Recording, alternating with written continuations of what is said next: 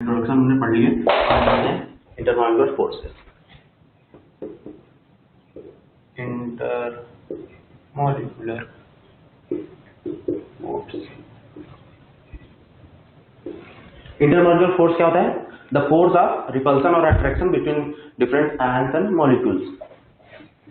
Force of attraction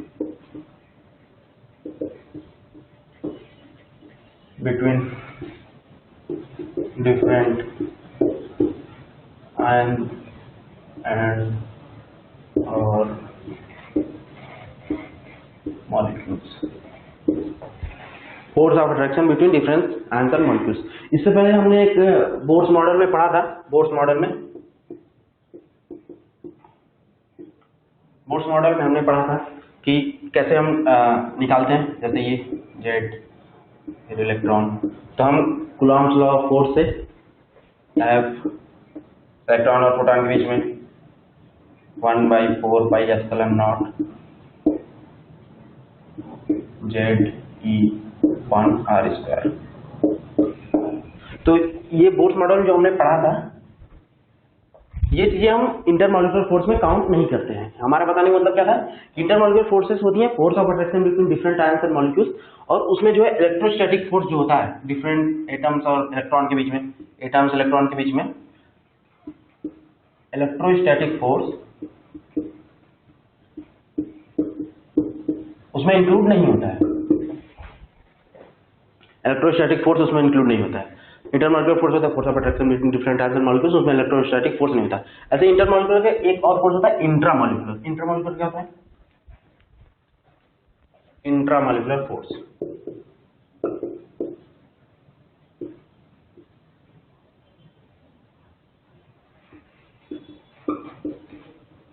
intermolecular force क्या होता है?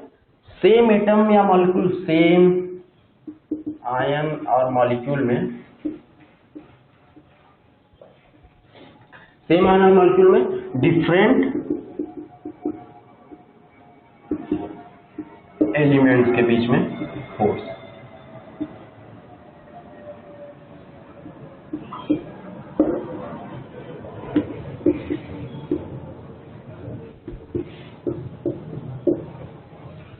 सेम आयन और मॉलिक्यूल में डिफरेंट एलिमेंट्स के बीच में फोर्स। देखते हैं इसका, जैसे एक बहुत कॉमन एग्जांपल ले सकते हैं। इंटरमॉलिक्यूलर क्या होता है?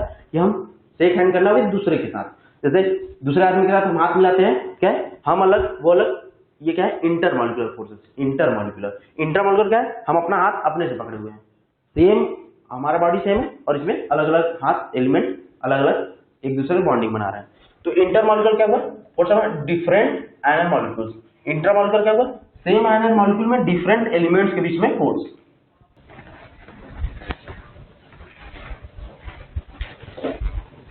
अब हम देखते हैं वान der Waals forces. Van der Waals forces, van der Waals forces क्या होती है? Attractive intermolecular forces, attractive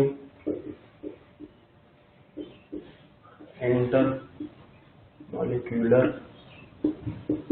forces are called as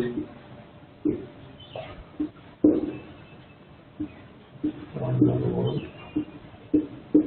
force। Attractive intermolecular forces को क्या कहते हैं? वान डेर वाल्स फोर्स कहते हैं। वान डेर वाल कौन है? Van der Waals was a great scientist. उन्होंने, हम उनके बारे में रियल गैसेस में पढ़ेंगे।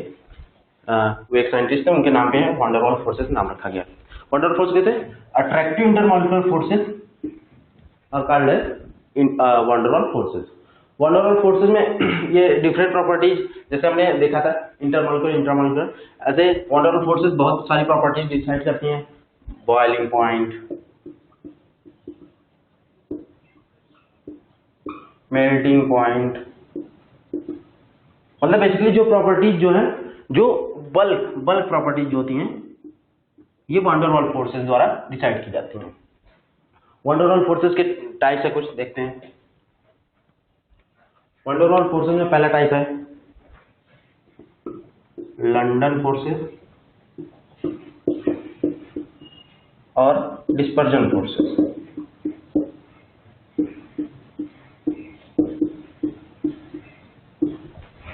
लंदन फोर्सेस और डिस्पर्जन फोर्सेस। दूसरा क्या है? Dipole dipole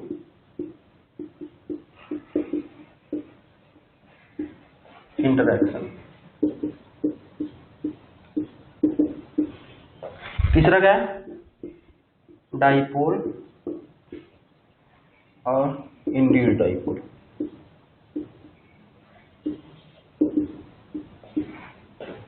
interaction.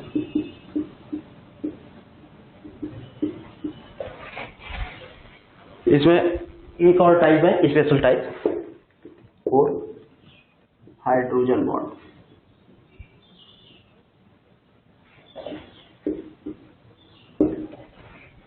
Wonder forces कितने टाइप्स है? लंदन फोर्सेस और डिस्पर्जन फोर्सेस। दूसरा डाइपोल डाइपोल इंटरेक्शन। तीसरा डाइपोल इंड्यूस्ड डाइपोल इंटरेक्शन। चौथा है हाइड्रोजन बॉन्ड, जो एक स्पेशल टाइप है। इसके बारे में, चारों के बारे में डिटेल से पढ़ते हैं। आइए,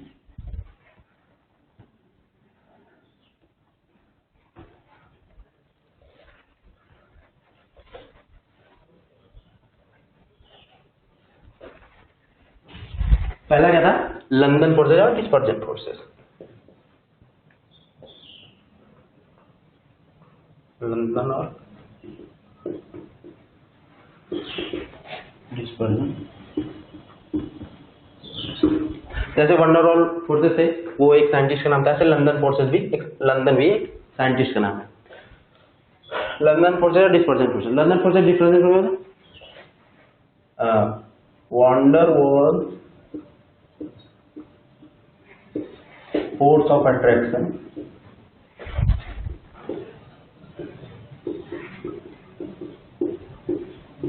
van der Waals force of attraction between अनचार्ज, मतलब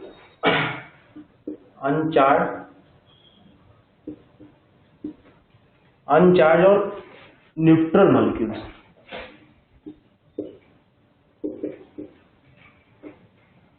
न्यूट्रल और अनपोलराइज्ड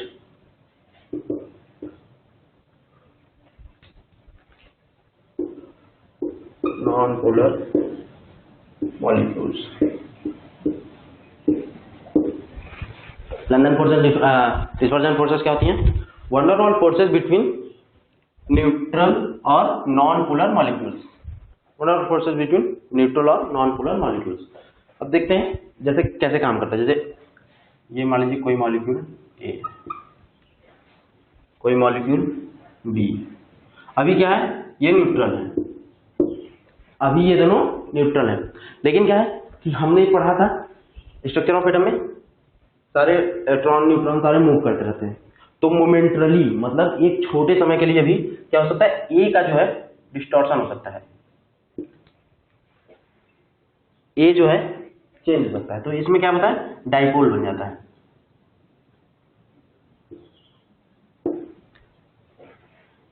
ये डाइपोल हमने केमिकल बॉन्डिंग में पढ़ी है। तो ये जो है मोमेंटरली नॉन पोलर हो गया। मोमेंटरली मतलब थोड़े समय के लिए। पहले ये न्यूट्रल है, ये अभी भी न्यूट्रल ही है, लेकिन मोमेंटरली ये मतलब नॉन पोलर था, अब ये पोलराइज हल्का सा हो गया। तो इससे क्या होगा? बी, ये मोमेंटरली हुआ।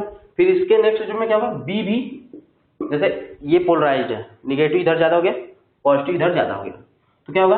निगेटिव को इधर पॉजिटिव ज्यादा अट्रैक्ट करके निगेटिव ज्यादा होगी, और इधर पॉजिटिव इधर शिफ्ट हो जाएगा। तो क्या हो जाएगा? पॉजिटिव निगेटिव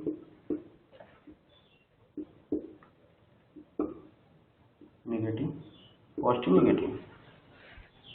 ये हमने देखा कि लंदन फोर्सेस और डिस्पर्जन फोर्सेस क्या है? पहले न्यूट्रल मॉलिक्यूल थे, न्यूट्रल मॉलिक्यूल, फिर मोमेंटरली उनमें डिस्टॉर्शन हुआ, ए में, बी वैसा ही है। फिर क्या हुआ? मोमेंटरली दोनों डिस्टॉर्शन हो गए। तो अब दो नॉन पोलर मॉलिक्यूल्स हो गए। दो नॉन पोलर मॉलिक्यूल्स के बीच में अब अट्रैक्शन फोर्सेस लगेंगे।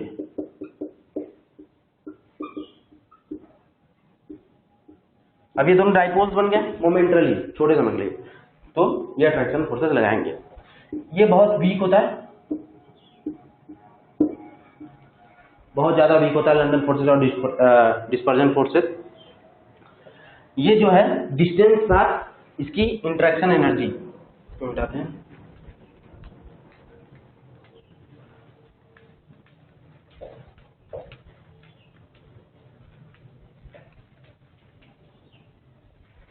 इसकी डिस्टेंस साथ इंटरेक्शन एनर्जी कैसे चेंज होती है?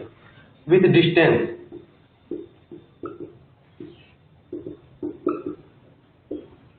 डिस्टेंस मतलब जो दो मॉलिक्यूल्स हैं उनके बीच में डिस्टेंस कितना है। With distance London forces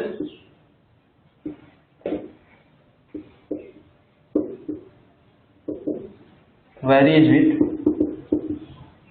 1/r⁶। अगर उनके बीच में डिस्टेंस r है तो r⁶ से वेरी करता है लंदन फोर्सेस। ये बहुत ही वीक नेचर में होता है, बहुत ही वीक। तो ये क्या करता है? ये बहुत ही छोटे रेंज पे काम करता है, अप्रोक्सीमेटली 500 किलोमीटर। 1/r⁶ से चेंज हो रहा है और ये दोनों नॉन पोलर मॉलिक्यूल्स हैं तो अपने पे फोर्स नहीं लगाएंगे, लेकिन मोमेंटली जब पोलर हो जाते हैं तो फोर्स लगाते हैं। तो ये 500 पिकोमीटर पे अप्रोक्सीमेटली काम करता है, बहुत ही वीक होता है, वीक इन नेचर, बहुत ही weak. London forces dispersion forces क्या होते हैं? Always attractive in nature.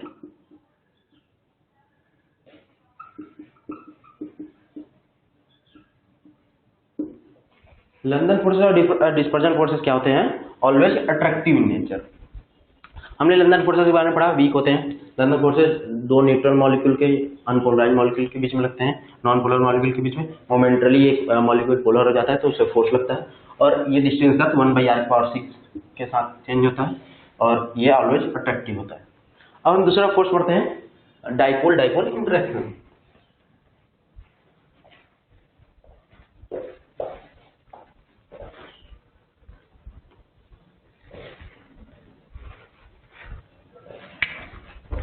Dipole dipole interaction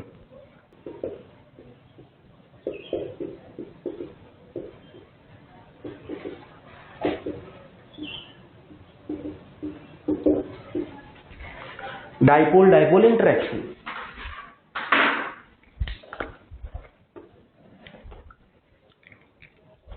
हाँ, तो डाइपोल डाइपोल इंटरेक्शन में क्या होता है? डाइपोल हमने केमिकल बॉन्डिंग में पढ़ा है। डाइपोल क्या होता है? जब ऐसे मॉलिक्यूल में पॉजिटिव निगेटिव, इसको क्या कहते हैं? डाइपोल। तो डाइपोल डाइपोल इंटरेक्शन से हमें क्या समझ में आ रहा है कि एक मॉलिक्यूल डाइपोल ए है, दूसरा मॉलिक्यूल डाइपोल ये है, तो इन दोनों के बीच में इंटरेक्शन होना, इसको क्या कहते हैं? Dipole dipole interaction. अब डाइपोल डाइपोल इंटरेक्शन जो है ये लंदन फोर्सेस से स्ट्रांग होता है।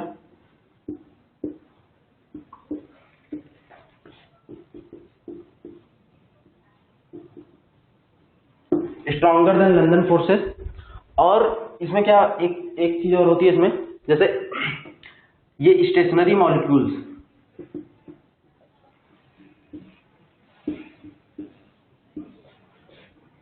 में 1/r⁴ के रेशियो से, मतलब इनवर्सली प्रोपोर्शनल टू r³ और डायरेक्टली प्रोपोर्शनल टू 1/r³ के रेशियो से ये चेंज होता है, मतलब इंटरेक्शन एनर्जी इसमें।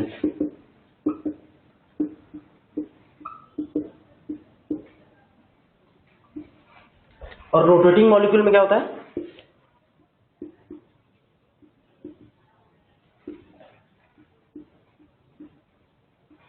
रोटेटिंग मॉलिक्यूल में ये 1/r⁶ 1/r⁶ से इसमें इंटरेक्शन एनर्जी चेंज होती है। हमने डाइपोल डाइपोल में देखा, दो पोलर मॉलिक्यूल्स होते हैं, पोलर मॉलिक्यूल्स के बीच में फोर्स लगता है, उसे डाइपोल डाइपोल इंटरेक्शन कहते हैं। और ये स्टेशनरी मॉलिक्यूल में 1/r³ के थ्रू चेंज होता है और रोटेटरी मॉलिक्यूल में 1/r⁶ के। एक इसमें हम ये बात जानते हैं कि जब डाइपोल डाइपोल इंटरेक्शन हो रहा है तब लंदन फोर्सेस वहां एग्जिस्ट कर रहे हैं, तब भी लंदन फोर्सेस काम करते हैं।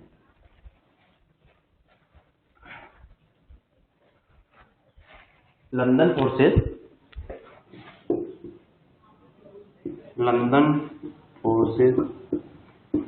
also act with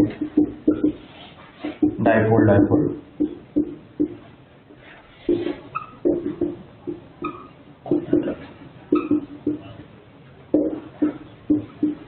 हमने देखा था लंदन फोर्सेस में जो हुआ था वो चीज यहाँ भी है, डाइपोल के बीच में फोर्स लगना। तो ये लंदन फोर्सेस जब डाइपोल डाइपोल इंटरेक्शन हो रहा है तभी लंदन फोर्सेस लगते हैं। अब हम तीसरा पढ़ते हैं, dipole induced dipole interaction.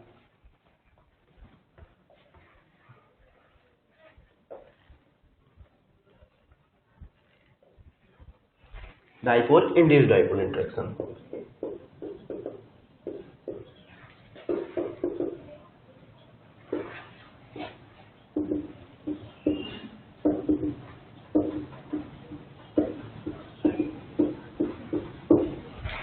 Dipole induced dipole interaction क्या होता है? डाइपोल, हमने पिछली बार भी डाइपोल डाइपोल इंटरेक्शन क्या देखा? डाइपोल पहले एक मॉलिक्यूल, अब इंड्यूस्ड डाइपोल, यहाँ टर्म चेंज हो गया। इंड्यूस्ड इसमें क्या होता है? एक पोलर और एक नॉन पोलर। ये नॉन पोलर है, ये पोलराइज्ड है, मतलब यहाँ जो है इंड्यूस्ड डाइपोल एक पहले से है। अब इसमें देखिए इंड्यूस्ड डाइपोल मतलब क्या है? ये पोलर मॉलिक्यूल है, तो इसको क्या करेगा? इंड्यूस करेगा। मतलब जैसे हमने देखा था मोमेंटली लंदन फोर्सेस में वो चेंज हो रहे थे, वैसे इसमें भी होगा, प्लस माइनस और ये प्लस माइनस। हमने देखा कि ये डाइपोल डाइपोल इंटरेक्शन की तरह हो गया। इंड्यूस्ड डाइपोल ये पहले ऐसे था, ये न्यूट्रल मॉलिक्यूल है, ये इंड्यूस्ड डाइपोल हो गया। ये क्या है? टेम्पररी है। अभी अगर हम इस मॉलिक्यूल को हटा दें, ए को हटा दें, तो बी कैसा रहेगा? बी फिर से ऐसा ही हो जाएगा, न्यूट्रल मॉलिक्यूल।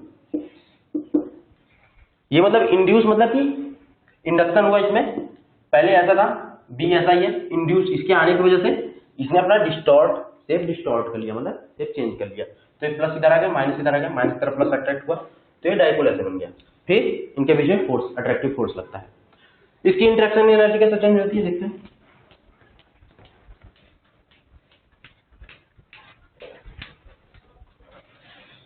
इंटरेक्शन एनर्जी, इसकी इंटरेक्शन एनर्जी कैसे चेंज होती है? 1/r⁶, 1/r⁶ के थ्रू इसकी इंटरेक्शन एनर्जी चेंज होती है। ये स्ट्रॉन्गर देन लंदन फोर्सेस होता है, stronger than London forces and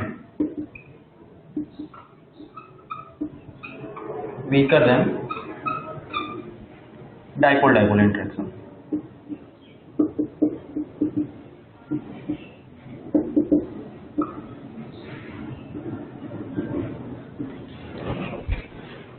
dipole induced dipole force क्या होता है?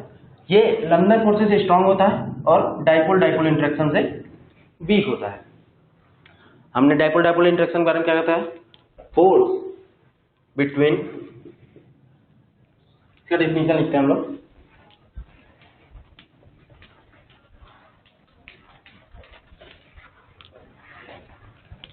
वान der Waals forces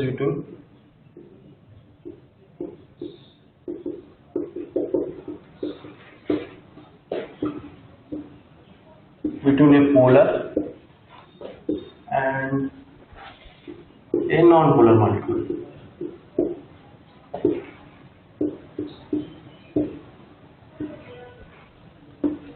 Polar and non-polar molecule. Shape हम बना देते हैं प्लस माइनस बी। अब ये से इंड्यूस हुआ बी, और इसमें ये फोर्सेस लग रहा है, ये इंड्यूस्ड। इंटरेक्शन एनर्जी 1/r⁶ से चेंज होती है। ये हो गया डाइपोल इंड्यूस्ड डाइपोल। अब हम एक पढ़ते हैं स्पेशल टाइप, हाइड्रोजन बॉन्ड।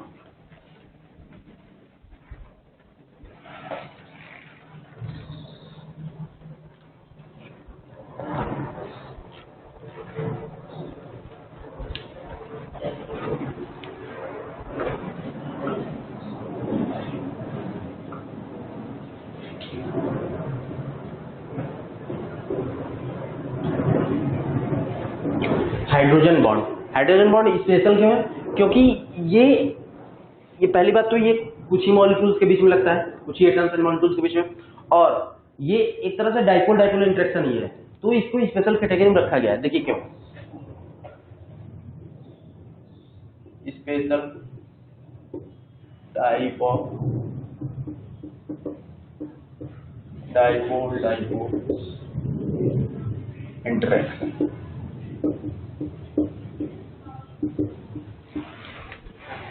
ये special type of dipole dipole interaction होता है। अब देखते हैं, ये हाइड्रोजन हाइड्रोजन बॉन्ड है, तो एक हाइड्रोजन हाइड्रोजन रहता है, और दूसरा आइटम क्या होता है, नाइट्रोजन ऑक्सीजन और fluorine. Nitrogen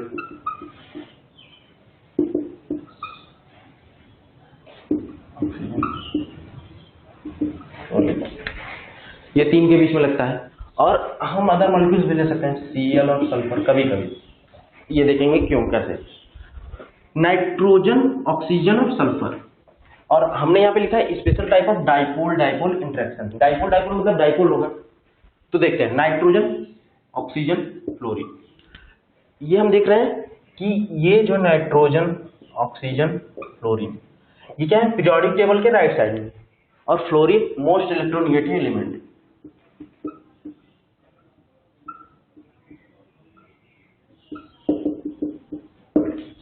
fluorine most electronegativity का मतलब क्या है, इलेक्ट्रॉन अपने पास रखना चाहता है, इलेक्ट्रॉन अपने पास रखना चाहता है। तो अब देखते हैं, जैसे ये देखिए, ये F होगा, ये H होगा, HF बॉन्ड है। अगर HF बॉन्ड, अगर दोनों की इलेक्ट्रोनेगेटिविटी सेम होती तो ये एक न्यूट्रल मॉलिक्यूल होता, लेकिन अभी क्या है, इनकी इलेक्ट्रोनेगेटिविटी सेम नहीं है, सेम नहीं है, तो इस पर कुछ डेल्टा नेगेटिव चार्ज आएगा, क्योंकि इसका इलेक्ट्रोनेगेटिविटी जाता है, इस पर कुछ डेल्टा पॉजिटिव चार्ज आएगा। ये डेल्टा नेगेटिव या डेल्टा पॉजिटिव क्या हो गया, ये डाइपोल बन गया, डाइपोल बन गया, तो इससे क्या होगा, ये डाइपोल डाइपोल इंटरेक्शन हो गया। अगर इलेक्ट्रोनेगेटिविटी ये कम रही तो ये डाइपोल उतना इफेक्टिव नहीं होगा, इसलिए हम dipole dipole interaction special type होता है, और ये क्या, नाइट्रोजन ऑक्सीजन और फ्लोरीन में लगता है, ये हमने देखा यहाँ पे। और देखते हैं इसमें हाइड्रोजन बॉन्ड में,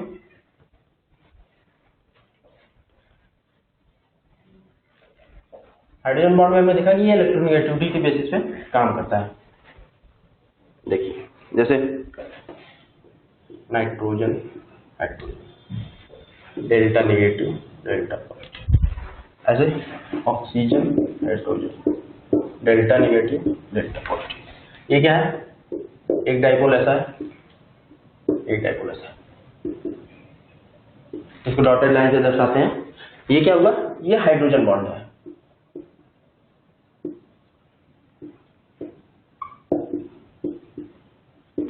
this is called hydrogen bond. Oxygen यहाँ का और यहाँ का नाइट्रोजन, समझे। और हाइड्रोजन बॉन्ड को भी हम दो टाइप के कह सकते हैं, इंटरमॉलिक्यूलर और intramolecular.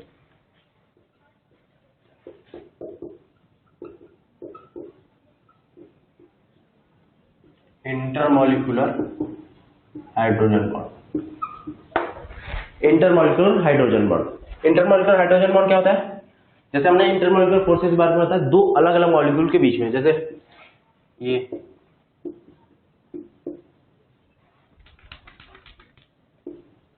NH NH3 ammonia,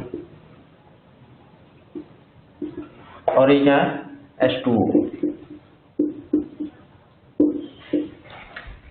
NH3 और H2O, ये क्या है, यहाँ पे N है, H है, तो ये क्या हुआ, यहाँ इलेक्ट्रोनेगेटिव डिफरेंस ज्यादा है, तो यहाँ हाइड्रोजन बॉन्ड बनने के चांस है। यहाँ ऑक्सीजन है, ये क्या है,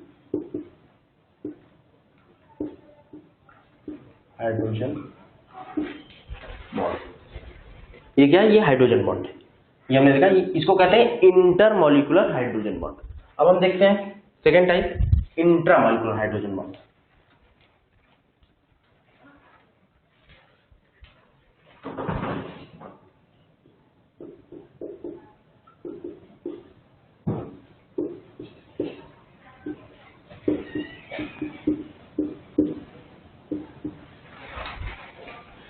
इंट्रामोलिकुलर हाइड्रोजन बॉन्ड क्या होता है? जैसे इंट्रामोलिकुलर फोर्सेस मैंने पढ़ा था, सेम मॉलिक्यूल में डिफरेंट एटम्स के बीच में फोर्सेस। ऐसे इंट्रामोलिकुलर क्या होता है? सेम एटम में डिफरेंट एलिमेंट्स के बीच में हाइड्रोजन बॉन्ड। जैसे देखते हैं, ये हो गया बेंजीन, ये मान लीजिए OH है, और यहाँ पे आपको लगा हुआ है NH। तो ये क्या है? OH, H यहाँ पे है, H जो है यहाँ डेल्टा नेगेटिव, डेल्टा पॉजिटिव, यहाँ इलेक्ट्रोनेगेटिव डिफरेंस आया, N यहाँ है, तो इनके बीच में ये हाइड्रोजन बॉन्ड लग गया। इंट्रामोलिकुलर ऐसे हर मॉलिक्यूल में लगता है। इंट्रामोलिकुलर के एक स्पेसिफिक डिस्टेंस चाहिए होता है, स्पेसिफिक डिस्टेंस एंड स्ट्रक्चर और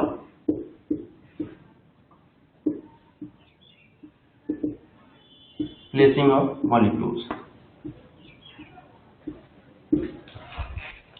इसके लिए क्या चाहिए होता है? हाइड्रोजन बॉन्ड के लिए चाहिए होता है, मतलब कि ये हर जगह ले सकता है। ये एक स्पेसिफिक डिस्टेंस हमें चाहिए होता है, स्पेसिफिक डिस्टेंस, और स्पेसिंग जो है कैसे रखा हुआ मॉलिक्यूल, ये बहुत ज्यादा डिपेंड करता है।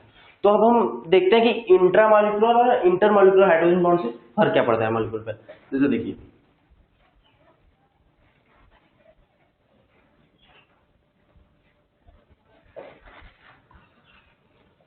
हाइड्रोजन बॉन्ड हम ऑर्गेनिक केमिस्ट्री में बहुत ज्यादा पढ़ेंगे। ऑर्गेनिक केमिस्ट्री में हाइड्रोजन बॉन्ड को बहुत यूज होता है। जैसे देखिए, हाइड्रोजन बॉन्ड का क्या क्या है, मतलब प्रॉपर्टीज क्या है। जैसे पहला चीज, ये फिजिकल प्रॉपर्टीज बहुत ज्यादा डिसाइड करता है। जैसे boiling, it determines, you can say determines और चेंज, डिटरमाइंस बॉइलिंग,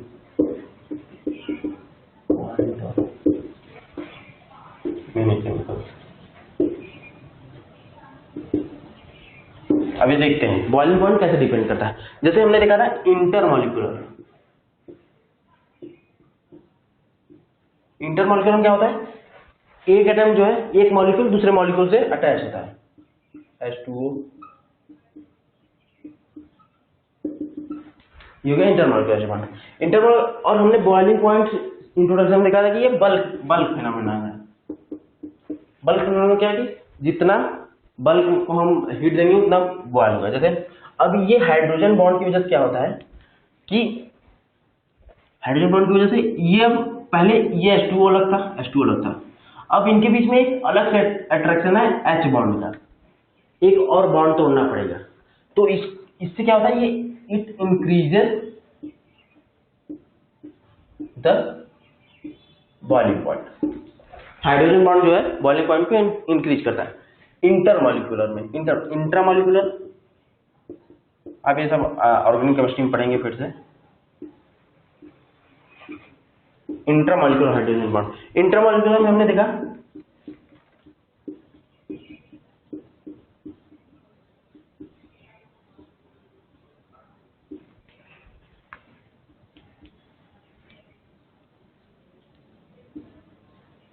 इंट्रामोलिकुलर में हमने क्या देखा, ये हाइड्रोजन बॉन्ड सेम एटम के बीच में, सेम ये मॉलिक्यूल है, इसी के बीच में डिफरेंट एलिमेंट के बीच में लग रहा है। तो अगर इनके बीच में हाइड्रोजन बॉन्ड बन गई तो दूसरे मॉलिक्यूल, ऐसा सेम मॉलिक्यूल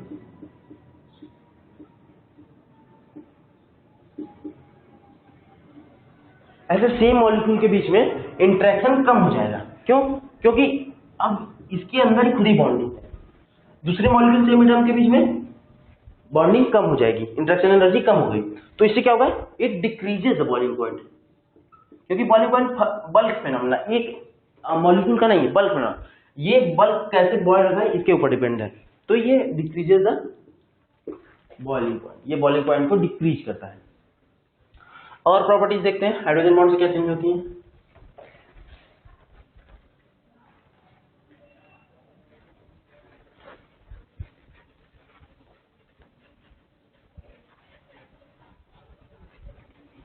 सेकेंड पॉइंट है सॉल्युबिलिटी। सॉल्युबिलिटी बहुत ज्यादा डिपेंड करता है। जैसे वाटर में, ऑर्गेनिक केमिस्ट्री में क्या होता है, organic molecule soluble in water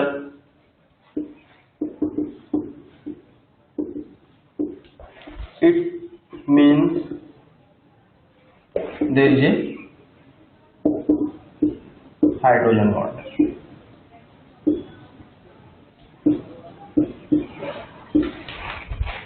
organic molecule जो है वाटर में तभी सॉल्युबल होंगे जब हाइड्रोजन बॉन्ड बनेगा उनके बीच में। जैसे देखिए अमोनिया और वाटर, इनके बीच में हाइड्रोजन बॉन्ड होता है NH OH, तो ये क्या करता है सॉल्युबल इन वाटर। ऐसे ही दूसरा चीज, जैसे अगर कोई चीज मतलब कि हाइड्रोजन बॉन्ड वाटर के साथ नहीं बनाती है तो इनसॉल्युबल होती है। और हम सॉल्युबिलिटी देख लिया, बॉइलिंग पॉइंट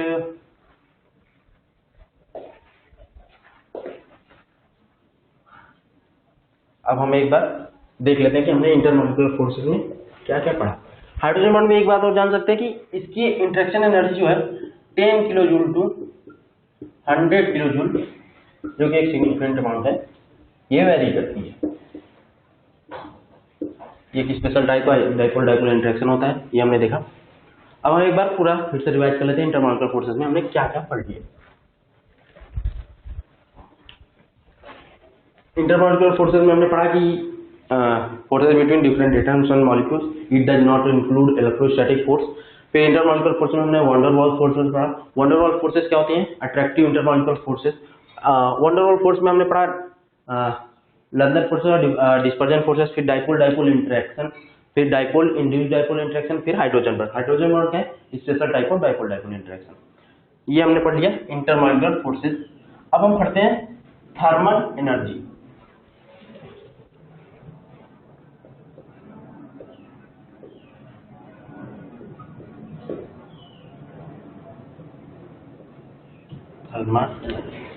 थर्मल एनर्जी क्या होती है?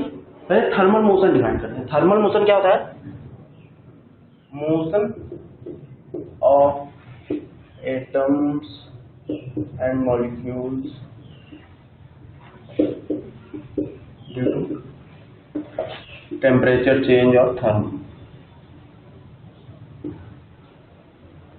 टेम्परेचर।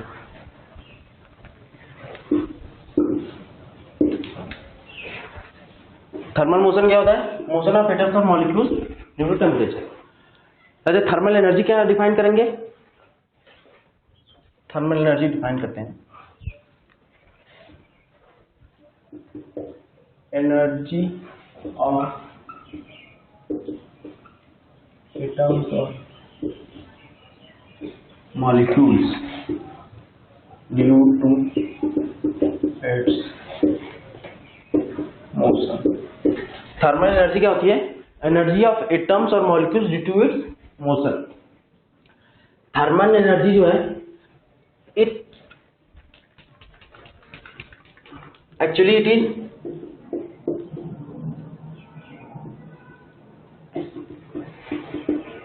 ये क्या है? एक एवरेज काइनेटिक एनर्जी होता है।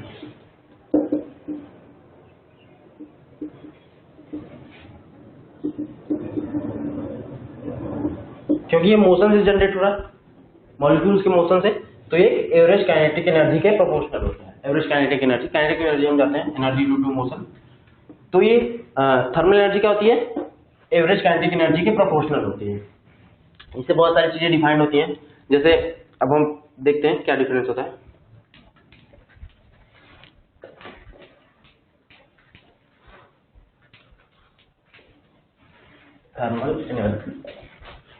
थर्मल एनर्जी गैसेस में हम जानते हैं मॉलिक्यूल्स दूर दूर होते हैं, मॉलिक्यूल्स दूर दूर होते हैं, तो इसमें क्या होता है? मोशन ज्यादा होता है। मोशन ज्यादा होता है, थर्मल एनर्जी से इस पर ज्यादा इफेक्ट पड़ता है। लिक्विड में कम होता है, सॉलिड में और कम होता है। Thermal energy basically average kinetic energy हमने देख लिया। इट थर्मल एनर्जी इंक्रीजेस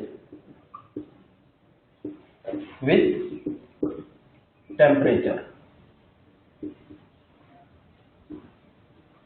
अगर हम टेम्परेचर बढ़ाएंगे थर्मल एनर्जी बढ़ेगी, थर्मल मोशन बढ़ेगा। ये हम जान सकते हैं, जैसे पानी को गर्म करने के लिए पहले लिक्विड होता है, पानी को गर्म करते हैं, हम उसे थर्मल एनर्जी प्रोवाइड करते हैं, तब वो गर्म होता है, बॉयल होके गैसेस स्टेट में पहुंचता है, वाटर वेपर्स बनाता है।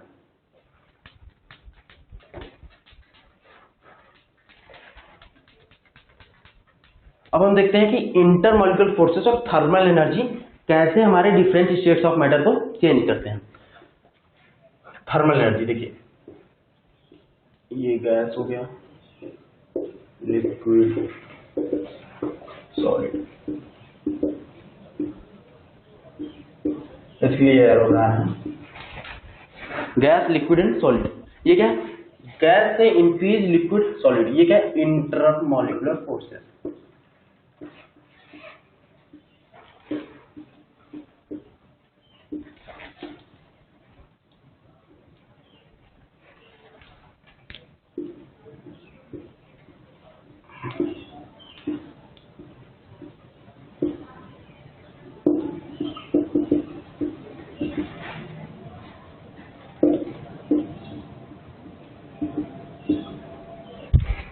क्या है? Thermal energy.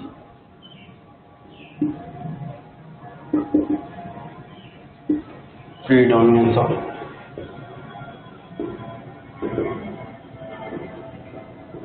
इंटरमॉलिक्यूलर फोर्सेस और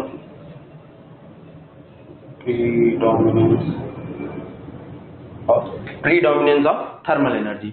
देखिए इसमें हम बेसिकली क्या कह सकते हैं, इंटरमॉलिक्यूलर फोर्सेस क्या करता है, इंटरमॉलिक्यूलर फोर्स चाहता है कि मॉलिक्यूल्स पास पाता है। हमने इंटरमॉलिक्यूलर फोर्सेस में क्या पढ़ा था? Attractive forces. अट्रैक्टिव मतलब अट्रैक्ट करना। तो इंटरमॉलिक्यूलर फोर्सेस क्या करते हैं? मॉलिक्यूल्स को वो पास लाने की कोशिश करते हैं। Ten to make molecules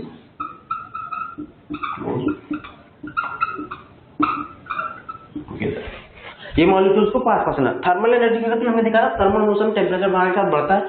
thermal energy क्या करती है? Tends to far them apart, उनको दूर भेजना चाहता है। थर्मल मोशन उनको दूर भेजना चाहता है, उनको tends to move them apart. Thermal energy क्या है? उनको दूर ले जाना चाहता है, मॉलिक्यूल्स को दूर करना चाहता है, और इंटरमॉलिक्यूलर फोर्सेस क्या करते हैं? उनको क्लोज लाना चाहते हैं। तो बेसिकली होता क्या है कि स्टेट्स कैसे बनते हैं, स्टेट्स ऑफ मैटर कैसे निकलते हैं? A balanced between intermolecular forces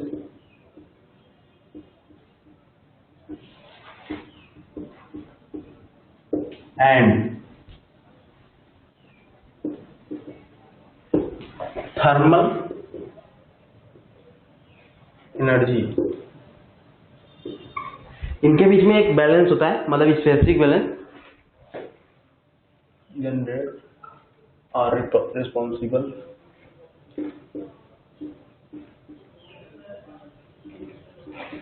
for different states.